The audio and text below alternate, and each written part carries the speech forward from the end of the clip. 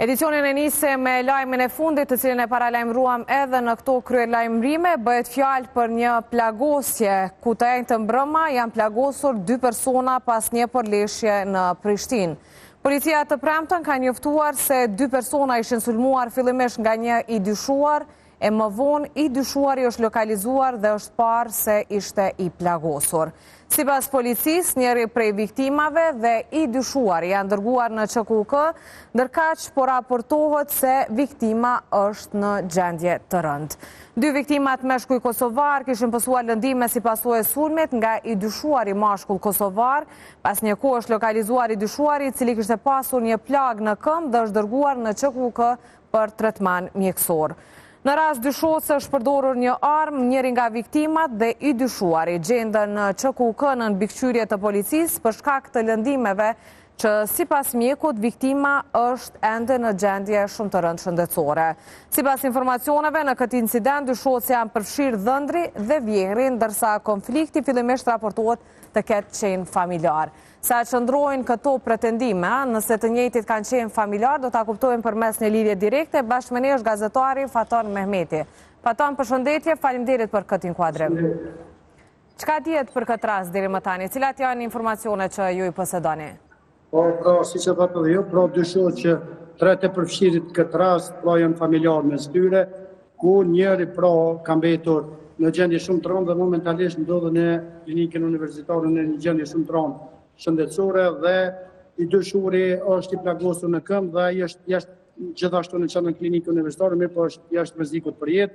Ngjarja ka ndodhur diku rreth orës 20 në Rom, kështu që në vendin e ngjarjes është gjendur edhe një veturë e cila është sekuestruar nga policia ku prit bëhet ekzaminimet e më të tjeshme lidhur me rastin i cili ka ndodhur pra mbrëm. Kështu që deri më tani këto janë informacionet e para, mbetet për të parë se çfarë do thot më tepër policia, mirë po ata thjesht kanë thënë thjesht diçka zgjuartare, pra nuk i kanë përfshirë këto elementet që të përfshirët janë familjar, mirë po nga burimet tona pra kemi kuptuar se pra janë familjar dhe është çështje nuk ka të bëjë me diçka biznesore, mirë po ka të bëjë thjesht me diçka tjetër, pra një çështje më tepër nderin ndoshta që thuhet që është e përfshirë, pra është e përfshirë një grup thuhet që ka qenë me njërin prej persona pa e lidhur. Kështu që në mes tyre thotë që ka qenë një grup si sebepi i kësaj ngjarje. Mirë po këto janë burimet e pakonfirmuara deri më tani. Pra i dyshuari dhe viktima kanë qenë dhëndër dhe vjehër. Pra njëri prej tyre ka qelluar tjetrin. Kush Faton saktësisht? Dhe ngjarja ka ndodhur në Matiçan sipas informacioneve zyrtare nga policia e Kosovës. Pra, se duket si çifti, duket se personi i cili kishte pasur grua vajzën e tashmë personit të cilin e ka plagosur, duket se gruaja pra ka qenë sebeb, pra ndarja e çiftit që thuhet që ka pas të lashe, thuhet që për një kohë ata kanë qenë të ndarë dhe këto janë mirë, po nuk mund të flasim më tepër se nuk janë të konfirmuar këto informacione, kështu që ne këto informacione kemi nga burimet e ndryshme që i kemi siguruar.